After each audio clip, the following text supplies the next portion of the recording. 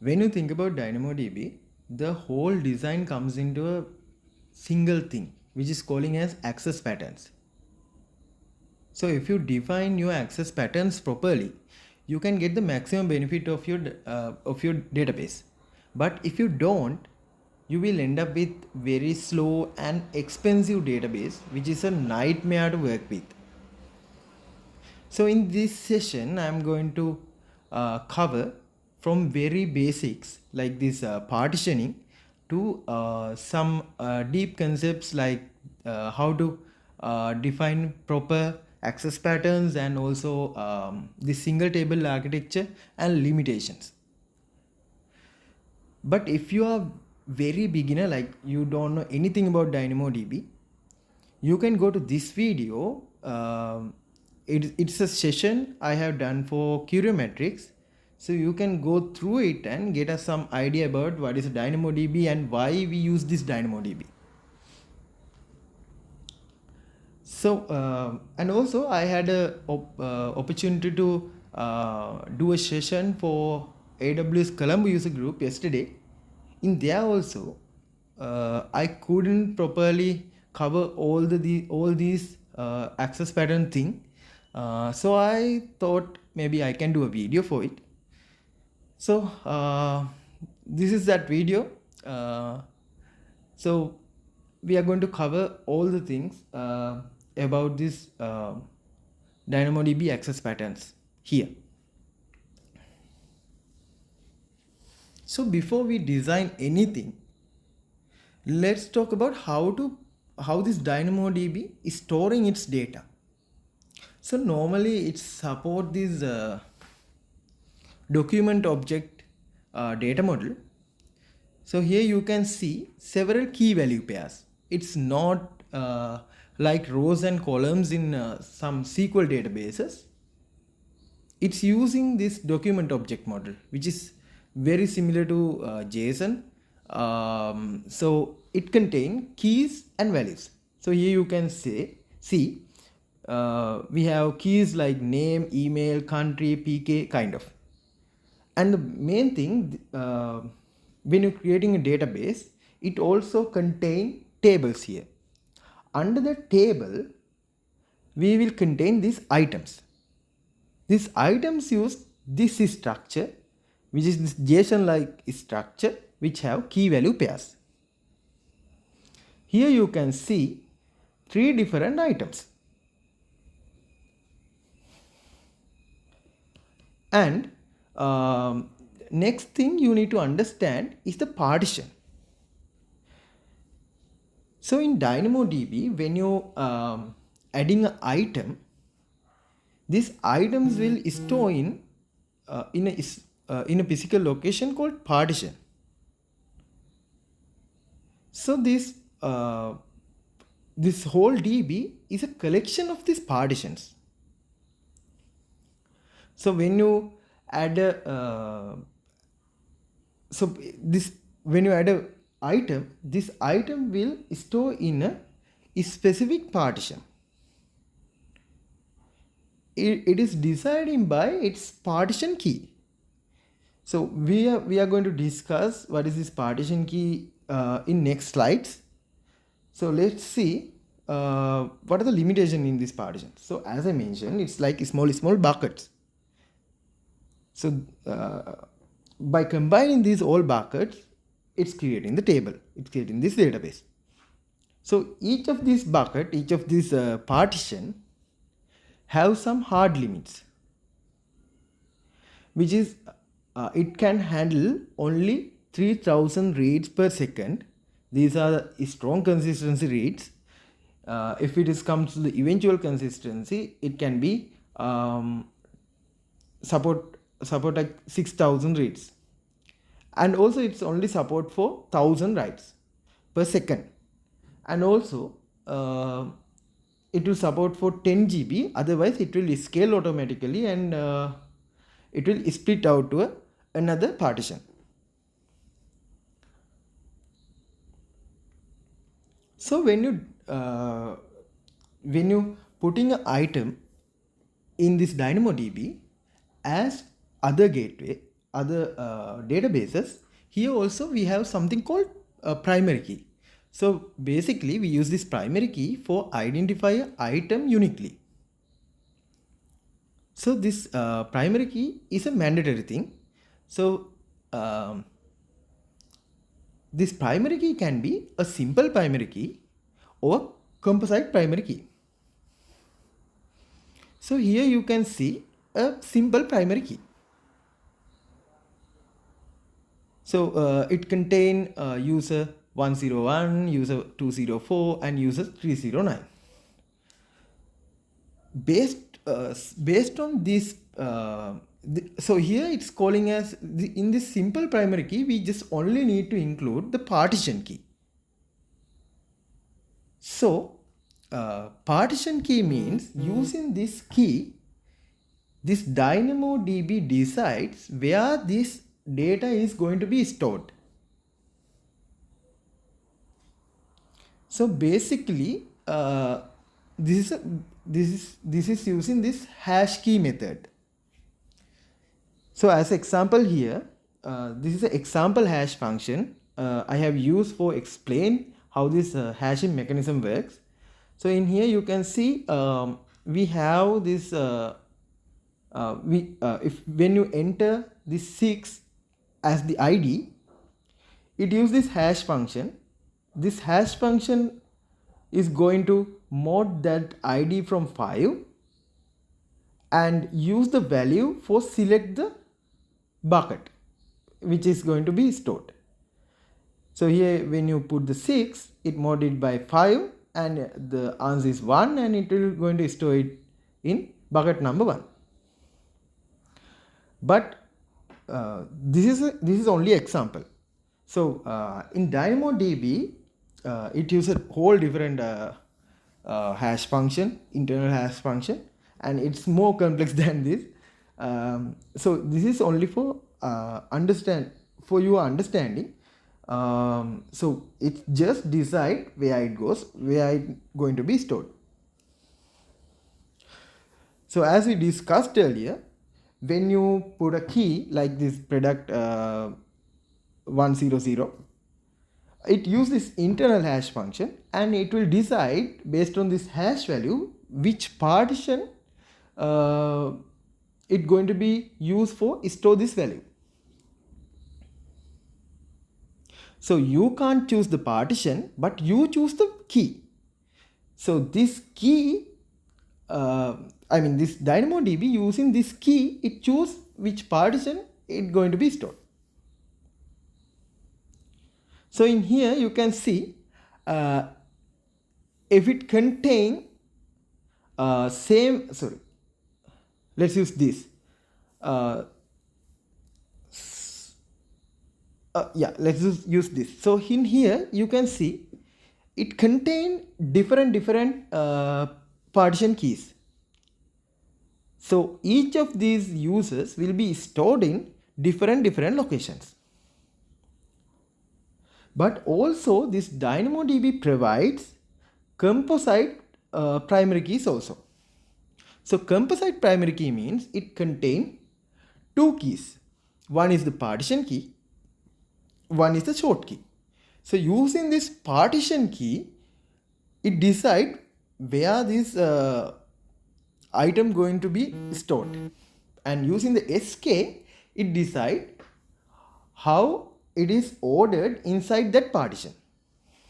So as an example, if you use this same user 101 for all the items as the partition key, it will store in same physical location in the same partition, and it will be ordered using this short key. This SK we are calling it as short key. So it will order it inside that partition using this short key. So when you trying to get data using this only this partition key, it knows where it exactly live, because it uses this internal hash function to check the hash value of your inputted key, and using that it will check where this live and it can get it directly from that location. So this this will cost you only bigger one type of complexity, because it know where it exactly located. So it don't need to go one by one and check where it lives. So DynamoDB, in DynamoDB, you don't need to learn about specific query languages kind of things. It provides you APIs. So you need to know how to handle these APIs. So as example here, it provides this get item, batch get item, query and scan. So get item means you can get a one particular item using your primary key, not the partition key, using your primary key. So in there, if you use a simple primary key, you can get it by putting that key, or maybe if you use the composite primary key, you can get the item using this combination of these two keys.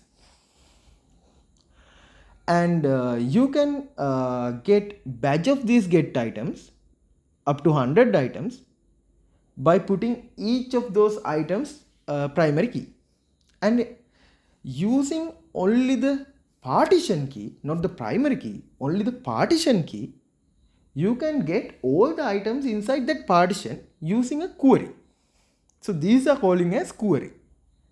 And scan means it going to check, you can check all the when you do a scan, it will check all the items in your table going one by one. So our goal is to reduce these scans, because these scans are costly because it need to go one by one.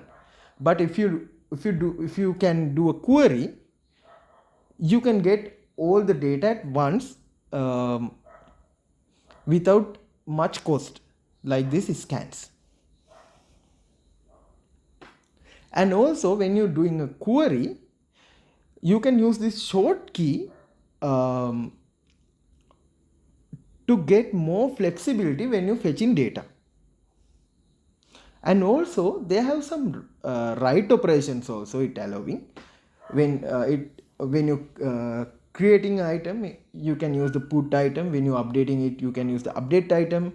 And when you're deleting, the delete item. So each of these operations and also batch writes, and they have some other transaction APIs also.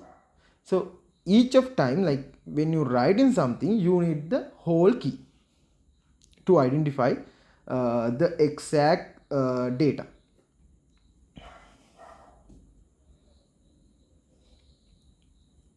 So here you can see, when you know the key, you can run a get item and get the item directly, easily. But if you scan it, it will cost more.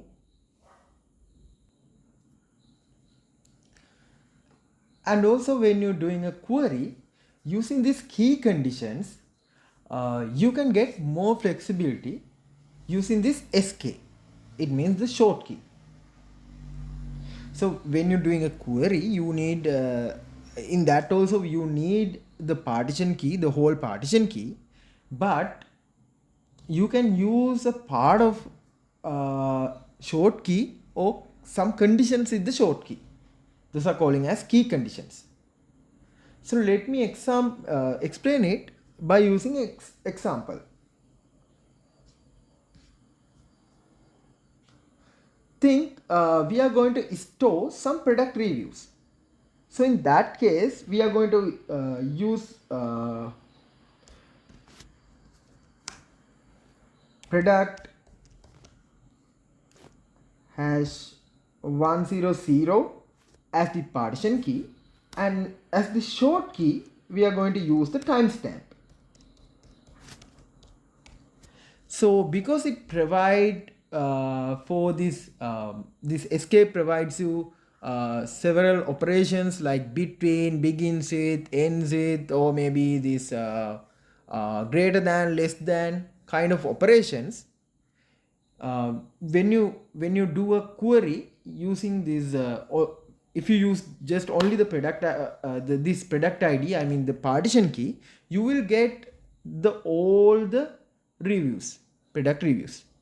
But think if you are going to query it using the partition key product 1000, and also sk is less than today timestamp, it will provide you today, or maybe the greater than yesterday timestamp, yesterday 10 p.m.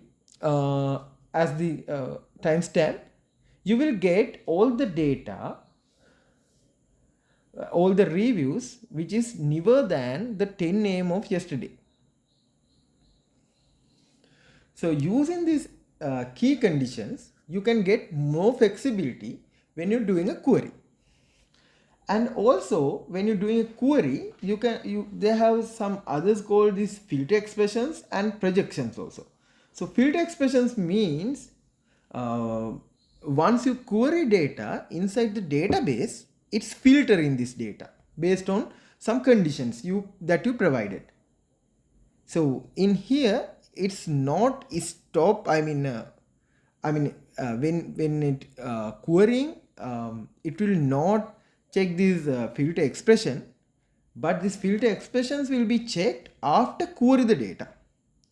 And once inside the DB, once query the data and once all are fetched, it will check this filter expressions. And also you can get only necessary attributes from these key values from this database using projections also.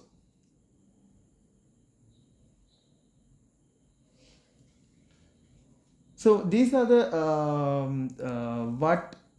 flexibility that short key provide. So you can use these conditions with the short key between and operations, greater than, less than, or less than, equal, greater than, equal, kind of.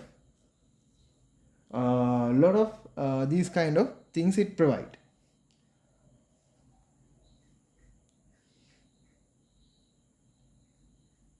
And also when you're creating something, creating a short key, you can just use only a one field for short key, and also you can combine different fields for your short key.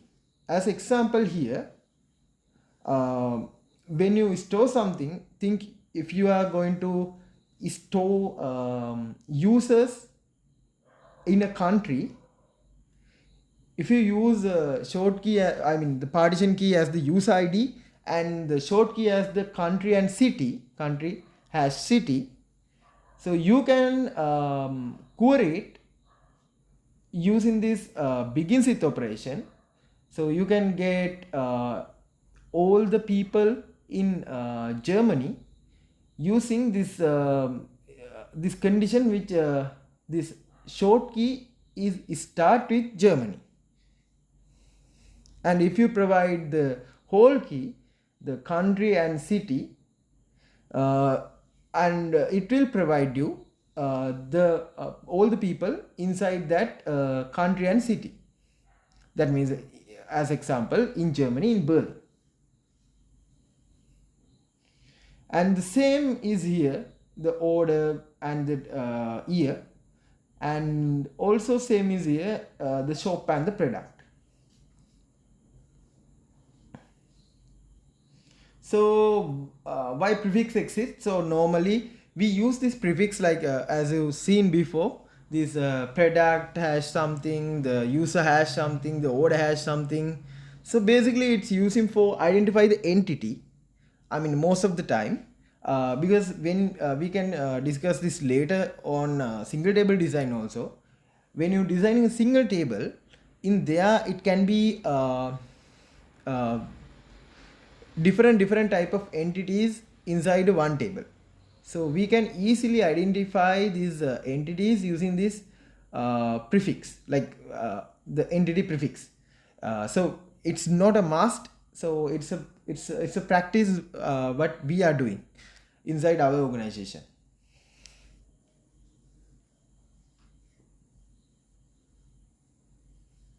So normally we using this hash for combine those strings. So let's start with the real world example. So we are going to create a one page, which is this product page. Inside this product page, we are going to show users the product details, its reviews, and its categories. So normally, when doing a database design, I mean table design for this DynamoDB, we first think how we are going to interact with the database. That is calling as this access patterns. So here what we need is get the product details and its reviews and its categories. So normally in SQL what we do is get for these each of these entities we are going to create a table and normalize this data. If these products and categories have man-to-man relationship, we are going to normalize it by adding another entity kind of things, and use join operations to get those data. But in old days these storage units are more cost, but nowadays it's not the storage units. Nowadays it's mostly people think about the time, right? So we can use the same this approach also in DynamoDB, which is we can use 3 tables.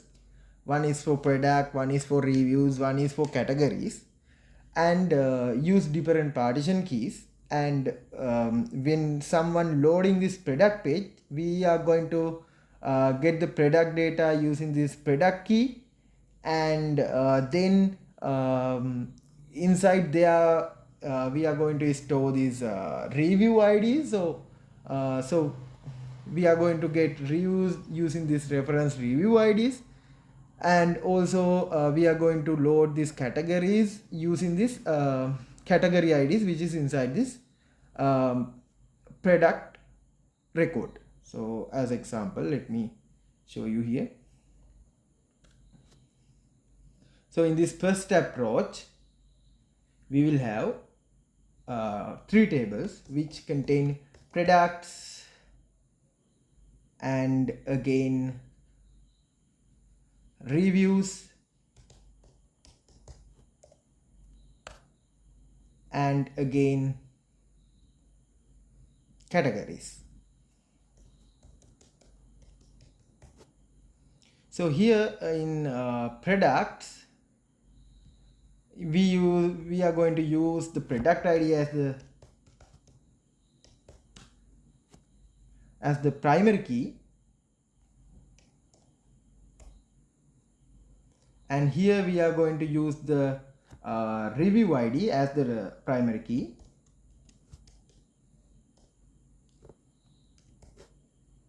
and here we are going to use the category ID for the primary key.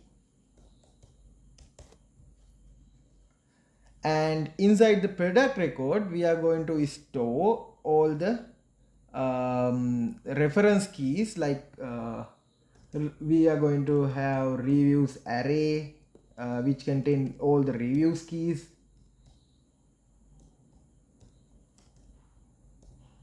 kind of, and another category array, kind of same mechanism. So once you fetch the products, you have this review array and category array, you can get all the reviews and categories. And but it's look like not very effective, right? Because once you fetch those data, you need to do another 2 requests to get these reviews and categories. And also when you adding a review, you need to again update the product object, and when you adding a category, also you need to update the product object, and when you deleting and deleting also. This is one method we can use, but it's not very efficient, and it's not a good design when it comes to this DynamoDB. And also there can be another design, right? I mean, we can use this normal SQL design, sorry, no SQL design we are using sometimes. We can have a big fat object. So as example here, we can have one product item. Inside there we can have reviews and also categories. But if we have this, I mean, when you're adding more reviews into it, this item is getting much bigger and bigger. So in DynamoDB, it have a hard limit of 400 kilobytes. So you cannot add data which is exceeding this 400 KB. And also this making unnecessary issues, like if you want to get reviews, I mean, in another view you need to get reviews by user ID or something. For that also you need to fetch this product again and get the reviews and kind of. So this is not very optimum in those scenarios, but in some scenarios this can be efficient, because I mean, it's so different type of problems when it comes to this type of designs. But in DynamoDB, it provides a special thing called this single table architecture. So you can store all the data which is related to which is related together inside a one single table. As example here. So for product 100, it has these details, reviews and categories which are related, right? So as the partition key, we can have this product ID, and in the short key we can have this combination of keys, combination of attributes, different attributes. So when you're storing product details, you are going to use product ID as the partition key and details as the short key. And when you are going to store this review, in there also you are going to use the product ID as the partition key and review hash review ID as the short key. Same for categories. So in this case, if you want to get all the data which are related to product 100, you can just query it using this partition key. So when you querying it, it know these all the items are in a single location, and it will get it very effectively and efficiently. So using one single request, you can get all this data.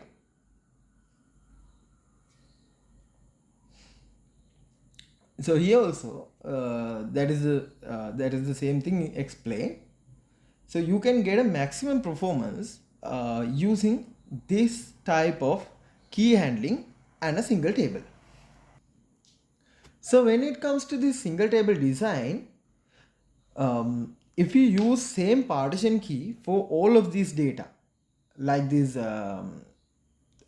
product details, maybe for categories and also for reviews, those will share its write capacity unit, because all of these are going to be stored inside same partition. So for a partition, they have write capacity and read capacity limits, which are 1000 and 3000. So all of these items will share the same limit. So when you're designing a single table architecture, and when you're deciding what PK you are going to use, you need to think about this also, because it's going to share all of these entities going to share same capacity units if you have same PK. So and also when it comes to this single table design, it's initially introduced to store all the entities inside a single table, But the thing is, if you use a single table for all the entities, even unrelated data, when you comes to a large application, it contains lot of entities and a lot of data, right? So in that case, it can be become more complex, and when it comes to this scanning and streaming kind of scenarios, it can be more complex to handle. And a scan will be like a nightmare in that kind of a table. So if you want, you can keep all the things together, that's fine, it's your choice. But if you want, you can have separate tables also, that's also your choice. But it doesn't mean if you use single table architecture, I mean this single table design, it doesn't mean you need to store all the entities inside one table. You can store interrelated entities inside one table.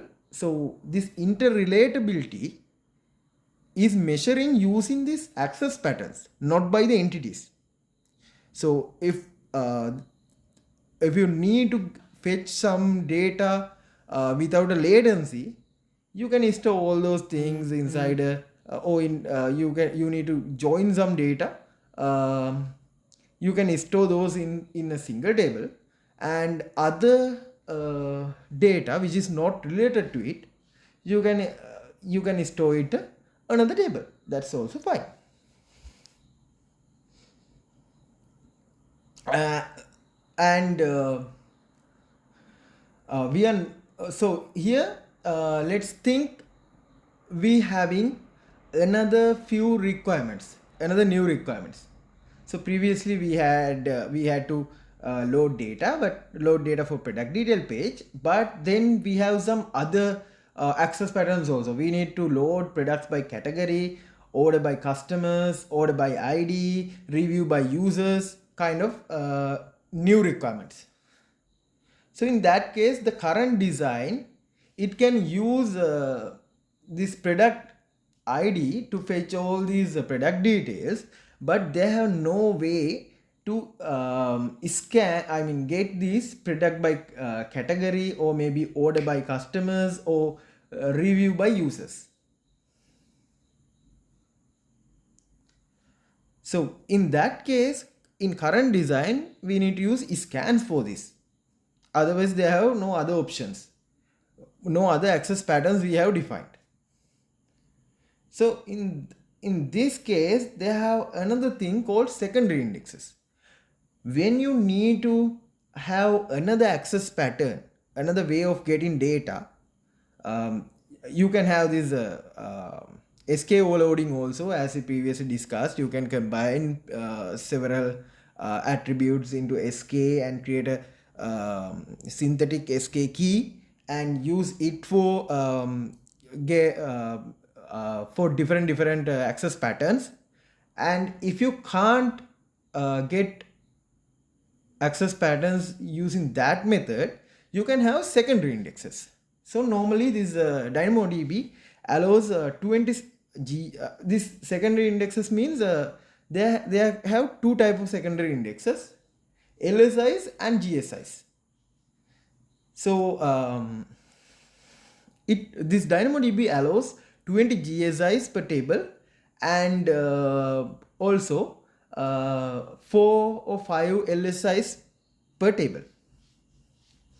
So GSI means global secondary indexes. So this also going to duplicate your data and create another table. So when you're creating a GSI, you can mention, do you need to copy all the data from the base table, or you can select the necessary fields that you need. And also you can have only keys. You can have only keys also, like the GSI, PK and SK. So GSI also have a PK and SK. So as we explained, for this query, we can use this GSI PK and GSI SK. So as example, if you want to get this product by category, you can use the category ID for the GSI PK and product ID for the GSI SK. So in that case, you can when you need the categories for a specific product, you can query it from the base table. When you need products for a specific category, you can query it from the GSI table. But when you're using a GSI, they have some cost around it.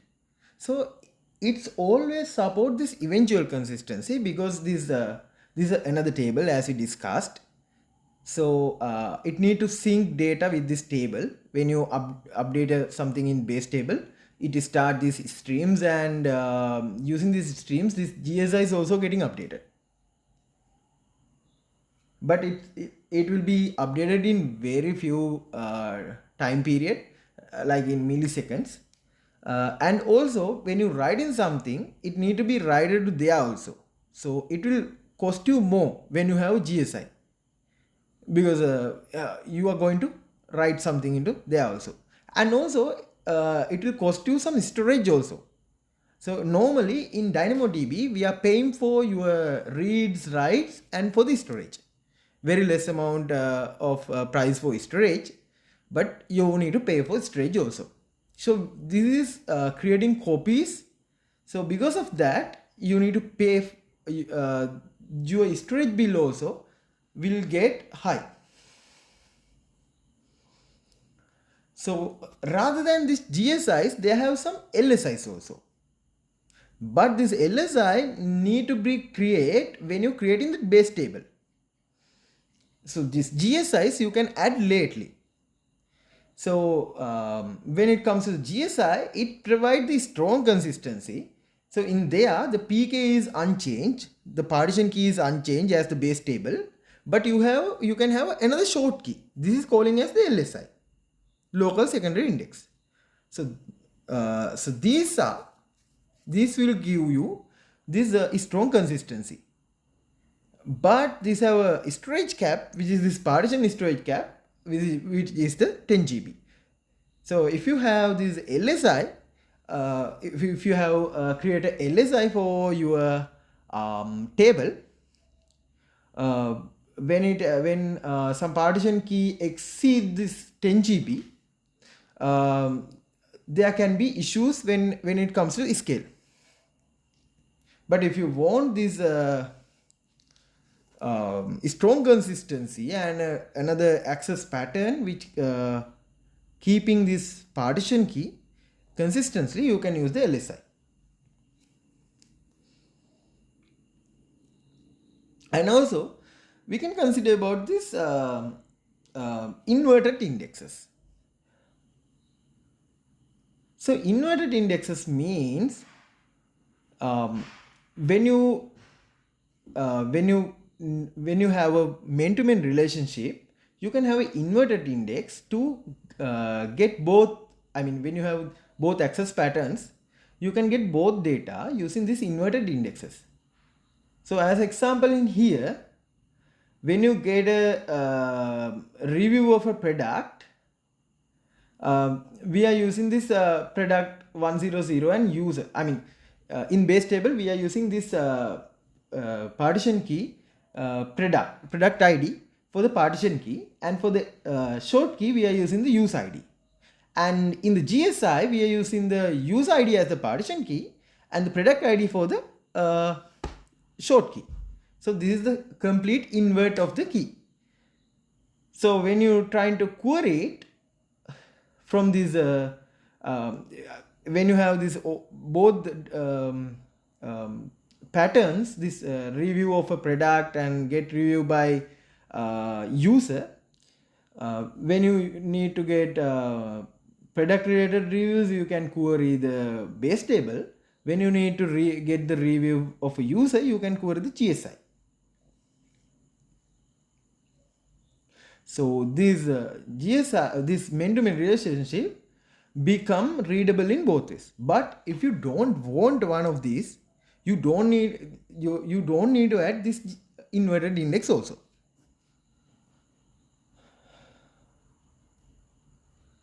And also when you're dealing with this single table design, you don't need to add new GSIs for each of these. Like for user, you are adding one GSI called GSI users, and for orders you are going to create another GSI called GSI orders, and for categories you are going to create another one called GSI categories. So this costs you more, and also there will be only 20 GSIs we can create, right? So in that case, you can have one index, one GSI, and overload everything into there. As example, like in single table, you are going to create another field called GSI1PK and GSI1SK. So these are going to use as GSIs. So for category listing page, you are using this GSI PK as the category one, and for the customer order and reviews, you are going to use user ID for the GSI PK. Same key, different values.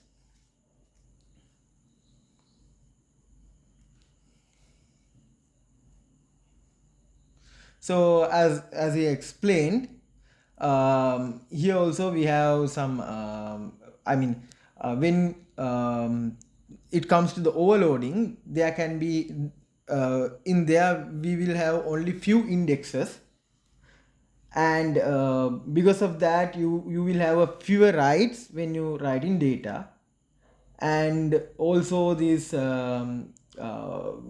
we can have this 20 index limit. Inside this 20 index limit, and we can have a new patterns without a new infrastructure, because when you have another pattern for maybe get users, you can add that pattern into that GSI if that GSI is empty. And also they have some other limitations also, because if you use that kind of thing, it will become a bit harder to debug, because you don't know which index is costing, and independent capacity per pattern, and it can become bit complex over time when you have different attributes. But it's the better approach if you're dealing with this single table architecture. And when we talk about these GSIs, previously we just had these synthetic GSIs, which is we just create a GSI and adding those data using combining fields into a string. But now it's in DynamoDB, it support for multi-value attribute GSIs also. So let's talk about what is a hot partitioning is. As we explained before, a one partition can only handle 1000 write capacity units and 3000 read capacity units. So if it exceed, it calling as hot partitioning. So in that case, your requests are going to be throttled.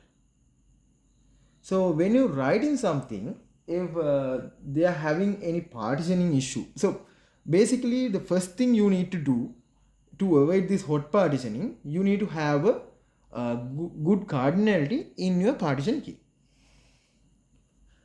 So when you're designing your database, when you're having your access patterns, you need to think about this cardinality of your partition key. So it will divide this traffic into different partitions. So as example, think we have this table, single table. Previously we had this product ID as PK, but we have another access pattern for load all the products. So in that case, we are going to use PK as products and SK as the product ID. And inside this one item, we are going to store the units, number of units also. So when you're trying to fetch, I mean, when people buying your products, so all time these inventory updates, this unit updates will come to this product table, right? So in that case, all the products have the same partition key. The partition key is the product. So all the requests are coming to one single partition. So because of that, that partition can be throttled, because all the product traffics are going to come into this specific partition. But if you add product ID for here and add a different SK, maybe details or something, as we previously discussed, then this traffic will be distributed through different partition for different products. So one product will be in one partition and another product will be another partition. So traffic will be divided. So this should be you should think this when you're designing your keys. So you need to find the perfect balance between this cardinality and the query flexibility.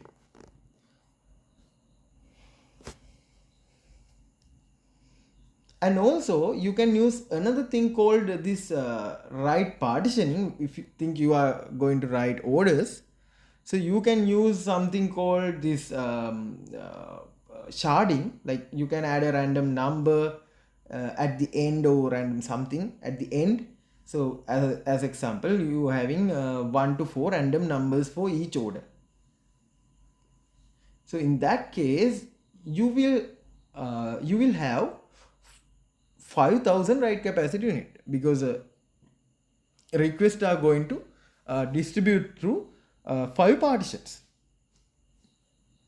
But that will be handled when the write to data, when you write in the data. But when you read in the data, you need to get query by all these partition keys. And also they have another thing, you can use this exponential backup algorithm. That means when you when something fails, you can wait for a small milliseconds and retry again, and then again retry again. So think if it going, I mean, if all the retries are start in the same time, that's also can be leading to a throttle. So in that case, you can have a jitter. Jitter means that the randomize small time frame to your retry time frame. And when it comes to the reads, if you having lot of reads, you can have this when you are handling the reads also, you can have this distribute method that I explained previously. You can distribute your key in the when you're designing your database, designing your access patterns. And also you can have a caching layer. So if you have a caching layer, when your application do a read, it will first go into that cache, and otherwise it will, if it is a miss, then it will go to the DynamoDB. But you need to have proper invalidate mechanism in cache, otherwise this data can be outdated. So for this caching mechanism, you can have application cache or Redis cache or something, or maybe you can use DAX. It is specially designed for this DynamoDB. DAX means DynamoDB accelerator.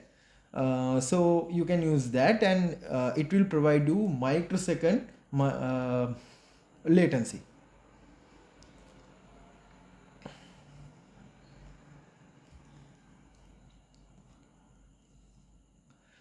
So when you're adding a GSI, you need to think about these also. So when you write in something, as we previously discussed, it will do some duplicate writes. I mean, this writing will be amplified, And also this fat projection, that means if you mention all of these details, like all of these attribute in the GSI also, it will copy whole data into another table. So this will cost you this storage also, and also the write cost, read cost, everything. And when you think about this hot index keys, that means um, even for GSIs also have the same limitation of this partition limitation, like 3000 read capacity unit and write capacity unit, 1000 write capacity unit. And also when you create a new GSI, it need to be handle all of previous data and copy those old data and fill it into new GSI table. And also they have another thing called sparse indexes. That means these indexes will be created, this data will be right into this index when it needs only.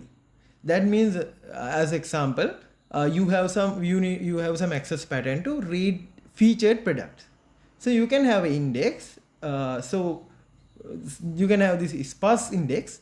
So when it have this, it will be only populated when these featured products are true. So these are how DynamoDB measure your cost. So, and also when you check the limitations of your queries and all the APIs, you need to know what is the RCU and what is the WCU. RCU means the write capacity unit, as we discussed earlier. WCU means the write capacity unit. So in read capacity unit, it's only allow for 3000 reads for which is up to 4 KB. So one strong consistent read of 4 KB calling as 1 RCU, read capacity unit. And if you have a large item like 12 KB, it will cost you 3 RCUs, 3 read capacity units. And for when it comes to the write capacity units, it's one write of 1 kilobyte. So your item, if your item is 4 kilobyte, it will cost you 4 WCUs.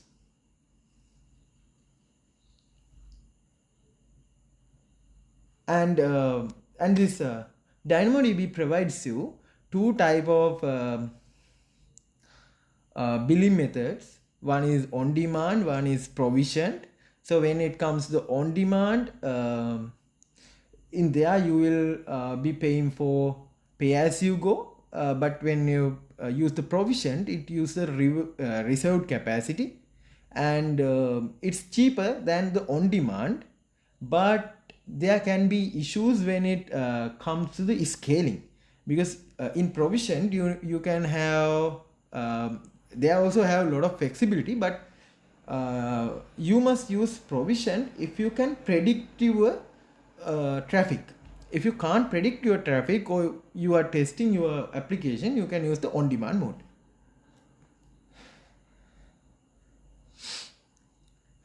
So as we discussed before, this is the all finished table which handle all the access patterns, and also these are the all queries we are going to do. So for the product table, we use the PK as product ID, and for the reviews only, we can use this product ID and the review. So these kind of queries we have defined. So the first thing is the access pattern. Based on the access patterns, we are designing these kind of queries.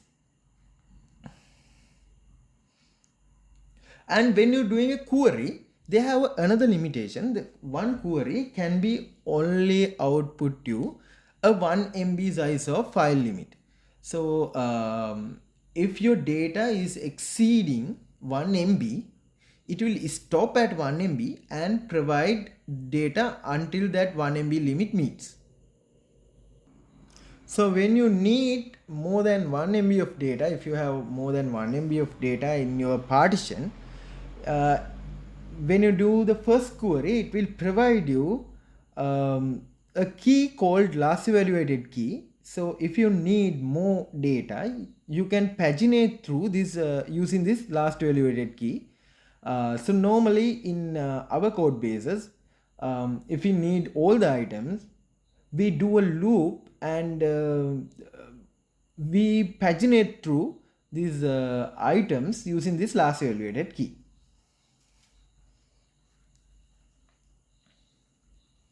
So this is the design checklist I have added.